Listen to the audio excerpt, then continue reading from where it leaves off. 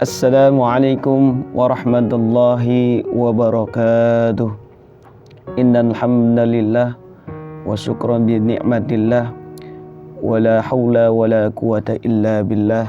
Amma ba'd. Qala Allah Ta'ala fil Qur'anil Azim. A'udzu billahi minasyaitonir rajim. Bismillahirrahmanirrahim. Dzikru rahmati rabbika abduhu Zakaria. Shadaqallahul azim. Para pemirsa Asdika TV yang dirahmati Allah Subhanahu wa Ta'ala, dimanapun Anda berada, mudah-mudahan kita selalu dilimuti, mudah-mudahan kita selalu diikuti dengan rahmat serta nikmat-nikmat Allah yang telah diberikan kepada kita, sehingga di puasa yang ke-22 ini di bulan suci Ramadan kita masih semangat menjalankan ibadah ini dengan ikhlas serta sabar dan penuh keyakinan, keimanan dan ketakwaan kepada Allah Subhanahu wa Ta'ala. Mudah-mudahan nanti keluarnya kita dari bulan suci Ramadan ini kita dijadikan oleh Allah sebagai hamba yang suci serta yang bertakwa. Amin ya Allah ya Rabbal Alamin. Salawat serta salam semoga selalu tercurahkan kepada junjungan Nabi besar Muhammad sallallahu alaihi wasallam, kepada keluarga serta para sahabatnya serta pengikut kita yang setia hingga akhir zaman ini. Mudah-mudahan insyaallah akan mendapatkan syafaatul ujmanya di yaumul qiyamah nanti. Amin ya Allah ya Rabbal Alamin. Pemirsa Asdika TV yang dirahmati Allah Subhanahu wa Ta'ala, di mana di hari ke-22 di bulan suci Ramadan ini, yaitu akan membahas kisah-kisah seorang Nabiullah, yaitu di antara 25 nabi. Salah satunya yakni pada hari ini adalah kisah singkat perjalanan kenabian daripada Nabi Zakaria alaihi salam. Mudah-mudahan apa yang kita dengarkan, apa yang kita tontonkan dari kisah singkat ini dapat bermanfaat, khususnya untuk diri saya pribadi, umumnya untuk para penonton yang setia menonton tayangan-tayangan di channel Asdikiyah ini. Nabi Zakaria adalah berasal dari kaum Bani Israel, yang mana beliau juga memiliki garis keturunan daripada Nabi Sulaiman alaihi salam. Beliau lahir di kota Palestina pada tahun ke-91 sebelum Masehi. Beliau memiliki istri yang bernama Iyasya. Beliau juga dari salah satu garis keturunan dari Nabi Harun alaihi salam. Jadi keduanya antara Nabi Zakaria dan seorang istri Iyasya, keduanya adalah garis keturunan dari seorang nabi. Nabi Zakaria kesehariannya beliau adalah sebagai tukang kayu untuk bekerja untuk menghidupi keluarganya. Namun Nabi Zakaria selama hidupnya, selama masa muda hingga masa tuanya, tidak kunjung diberikan seorang keturunan oleh Allah Subhanahu wa Ta'ala, karena istrinya diponis sebagai istri yang mandul. Karena berapa tahun begitu lama Nabi Zakaria berdoa kepada Allah, sebagaimana yang dikisahkan di surah Ali Imran ayat 3 dan juga di surah Maryam ayat 2 sampai ayat 11 dan juga ayat 19. Disitulah dikisahkan, diceritakan, diabadikan cerita kisah daripada Nabi Zakaria alaihissalam, perjalanan bagaimana berdakwah untuk dirinya pribadi dan kaumnya. Nabi Zakaria diutus oleh Allah sebagai nabi pada usia 90 tahun, yaitu di usia yang sangat senja. Beliau diutus oleh Allah sebagai nabi untuk dirinya sendiri, artinya untuk menasihati dirinya sendiri dan untuk keluarganya dan juga kaum Bani Israel pada saat itu. Dan Nabi Zakaria selalu berdoa kepada Allah agar meminta diberikan keturunan oleh Allah Subhanahu wa taala melalui istrinya. Karena mengingat Nabi Zakaria dan seorang istrinya sudah lanjut usia atau sudah tua renta. Beliau khawatir bila mana nanti Nabi Zakaria tidak diberikan keturunan oleh Allah, dia tidak bisa melanjutkan kenabian-kenabian daripada dakwah daripada Nabi Zakaria tersebut. Akhirnya Nabi Zakaria dikaitkan dengan cerita kisah Siti Maryam. Siti Maryam adalah seorang anak dari adik iparnya, yaitu salah satu dari putri atau anak, yaitu Nabi Imran alaihi salam. Ketika Siti Maryam lahir, lalu meninggallah seorang ayahnya, yaitu Imran. Ketika Imran meninggal, sepeninggalan Nabi Imran alaihi salam, Siti Maryam kehilangan sosok seorang ayah. Ketika itu istri daripada Nabi Imran alaihi salam tidak mampu untuk mengurus daripada Siti Maryam anaknya. Lalu Siti Maryam ini diserahkan kepada Bani Israel yang ada di Baitul Maqdis. Lalu semua kaum Bani Israel ingin berebut, ingin mengasuh Siti Maryam karena ingin merasakan kemuliaan, ingin mengasuh seorang putri dari Nabiullah, yaitu Nabi Imran alaihi salam. Lalu dengan demikian diundilah dari beberapa banyaknya orang yang berkumpul, ditulis nama mereka satu-satu, dimasukkan ke dalam surah kotak, sehingga diambil dengan cara acak. Barang siapa yang namanya yang keluar dari pengambilan undian tersebut, maka dia berhak yang mengasuh daripada Siti Maryam. Ketika diundi yang pertama kali, keluarlah Nabi Zakaria. Ketika keluarlah Nabi Zakaria, nama Nabi Zakaria, semua kaum Bani Israel tidak terima akan keluarnya Nabi Zakaria untuk mengurus daripada Siti Maryam. Akhirnya diundi dengan kedua kalinya, tetap sama, keluarlah nama Nabi Zakaria alaihissalam. Begitu pula kesan daripada Bani Israel tidak terima akan Nabi Zakaria yang mengurusi Siti Maryam nanti. Ketiga kali dan seterusnya, yang keluar adalah Nabi Zakaria alaihissalam. Maka mereka dengan pasrah setuju akan Siti Maryam diurus oleh Nabi Zakaria alaihissalam.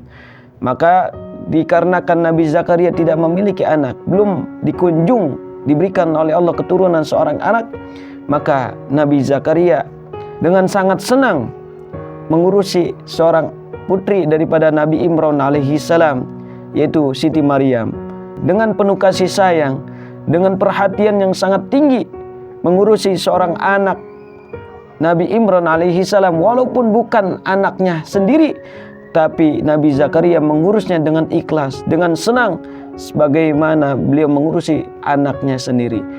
Lalu Nabi Zakaria membuat suatu kamar, yang mana itu adalah tempat untuk beristirahat dan beribadahnya Siti Maryam, yang dinamakan mihrab. Maka disitulah Siti Maryam tinggal dan juga hidup di dalam suatu kamar yang dinamakan mihrab di Baitul Maqdis, hingga setiap hari diurus oleh Nabi Zakaria terus menerus dengan penuh kasih sayang, hingga tumbuh dewasa Siti Maryam dengan keimanan kepada Allah Subhanahu wa taala. Suatu ketika Nabi Zakaria melihat suatu keajaiban dan keanehan yang sangat luar biasa dari Siti Maryam tersebut. Apa? Ketika Nabi Zakaria bertemu atau masuk ke dalam mihrabnya Siti Maryam, Nabi Zakaria melihat banyaknya begitu hamparan buah-buahan di hadapan Siti Maryam, yang mana buah tersebut adanya ketika musim kemarau saja atau musim panas. Akan tetapi pada masa tersebut di masa tersebut adalah musim dingin, yang mana hal mustahil ada buah-buahan tersebut yang hadir, yang bisa didapatkan. Oleh karenanya Nabi Zakaria bertanya kepada Maryam, "Wahai Maryam, bagaimana mungkin kamu bisa mendapatkan buah-buahan tersebut yang bisa didapatkan ketika musim kemarau saja?" Lalu Siti Maryam menjawab bahwasanya ini adalah semua datangnya dari Allah Subhanahu wa Ta'ala yang diberikan kepadaku. Maka disitulah dengan ketakwaan Siti Maryam Allah berikan apa segalanya yang diinginkan oleh Siti Maryam tersebut. Karenanya, dan juga mustahil ada seorang yang datang menjenguk Siti Maryam, karena hanya Nabi Zakaria saja yang selalu menjenguk dan mengurus daripada Siti Maryam. Lalu ketika berjalannya waktu, Nabi Zakaria terus memohon kepada Allah agar diberikan keturunan oleh Allah Subhanahu wa Ta'ala seorang putra. Lalu dengan doa yang diabadikan oleh Allah Subhanahu wa Ta'ala di dalam surah Al-Qur'an yang berbunyi, "Hunalika da'a Zakaria rabbah qala rabbi habli min ladunka dzurriyyatan thayyibah innaka sami'ud du'a." Yang artinya, di sanalah Nabi Zakaria berdoa kepada Tuhannya. Qala rabbi habli min ladunka rahmah min ladunka dzurriyyatan thayyibah. Wahai Tuhanku, anugerahkanlah aku seorang keturunan dari keturunan yang baik. Innaka sami'ud du'a, sesungguhnya engkau adalah maha mendengar daripada doa-doa.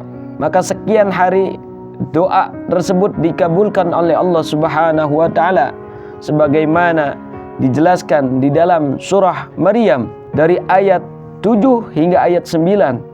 Disitulah antara percakapan antara Tuhan dengan hambanya yang berbunyi, "Ya Zakaria, inna nubasyyiruka bigulamin ismuhu Yahya lam yaj'al lahu min qabli samiyya." Yang artinya Allah berfirman, "Ya Zakaria, inna nubasyyiruka bigulamin ismuhu Yahya." Wahai Zakaria, kami memberikan kabar gembira. Nubasyyiruka, mengabarkan gembira kepadamu dengan apa? Dengan seorang anak laki-laki yang bernama Yahya. Lam naj'al lahu min qablu samiyya, yang kami belum pernah memberikan nama pada nama sebelum-sebelumnya. Maka dari situlah percakapan Nabi Zakaria kepada Allah. Maka Nabi Zakaria pada ayat selanjutnya berkata, "Wahai Tuhanku, aku ini adalah sudah lemah. Istriku sudah tua dan mandul. Apakah aku masih mampu bisa memiliki seorang anak?" Maka Allah berfirman kembali bahwasanya hal itu adalah mudah bagi Allah Subhanahu wa Ta'ala. Walaupun usia Nabi Zakaria sudah sangat tua dan istrinya yang tua dan dikatakan mandul, tidak akan bisa mampu memiliki keturunan, tapi dengan qudrat, kekuasaan Allah Subhanahu wa Ta'ala, itu akan terjadi dan mudah saja bagi Allah Subhanahu wa Ta'ala.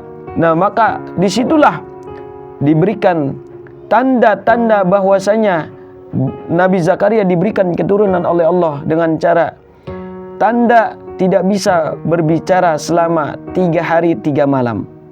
Maka ketika datangnya tanda tersebut, maka istri Nabi Zakaria mengandung seorang anak lelaki yang nanti dinamakan bernama Yahya.